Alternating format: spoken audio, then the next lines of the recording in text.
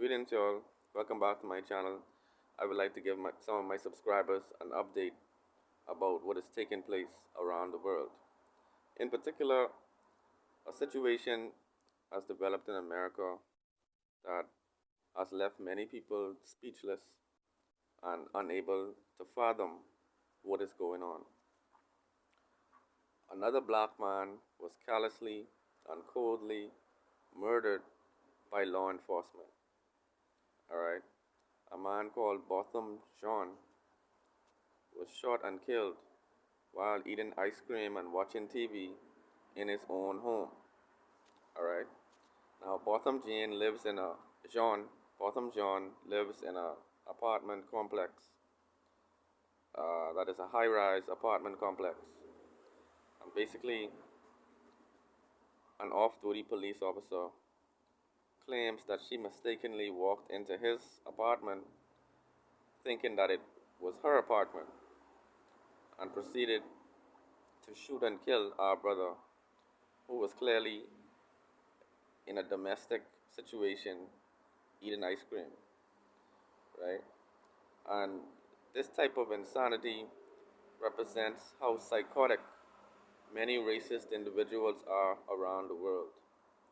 Okay, what really was irritating to me about her story was the fact that she used her racial bias to justify considering him a criminal, right? A black man within the certain demographics and age range is automatically considered a criminal threat or threatening by law enforcement as well as some disingenuous citizens, right? We would be unfairly labeled as being undesirable. And so basically, she has proceeded to lodge this story, which has left many people incensed, and it culminated in her conviction most recently. All right, she was convicted, um, and she was only given 10 years. Right? When I heard that she was convicted, the first thing that came to my mind was, what is the catch? There had to be a catch. Okay, many law enforcement officers were being exonerated under sketchy circumstances recently in America. They were being exonerated of their crimes. Some of them returned to work. All right, but basically, she was given 10 years, which indicates that this was a travesty of justice. The intention was for her to never really get the full weight of the law. All right, that is why they rushed the conviction through, and the whole farce of the courtroom scene unfolded. All right. Now, what I would like to discuss in this particular video is my opinion about the statements made by Botham Jean's brother to Amber Guyger during her uh, sentencing, or at least when she was being given her, yeah, basically it was her sentencing, and Botham Jean's brother proceeded to create an evangelical Christian farce for the courtroom, right? He started to tell her that he loved her. He didn't even want her to go to jail. All right, he gave her a hug.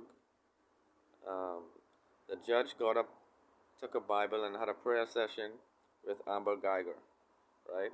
And I don't know if I said the name of the lady in the beginning of the video. I didn't want to give her any validity. But Amber Guyger was hugged by the judge, who became tearful and began to wipe her eyes in the courtroom. Right now, was it coincidental that she happened to be facing a black judge in a situation in which she had killed um, a black person? I don't believe it was coincidental at all. I believe this whole thing was a farce designed to um, give us some type of temporary victory, give us this perception that we receive injustice, when in fact it was not justice at all. All right, having a black judge preside over the situation gives the impression that um, she was non-partial, right? And basically, what I would like to say, Botham Jean's brother is a victim of religious programming. All right, he wanted so badly to give this impression that he is pious, that he is living consistently with his religious orientation, that he's going to wish um, positive outcomes on his oppressors. He is going to identify with the plight of those who did him wrong, right? Because I believe it says within the Christian mythology that love your neighbor and even love those who hate you, right? So I think what he wanted to do was give this impression that he is a loving Christian, and even though this lady killed his brother, he still is showing her love.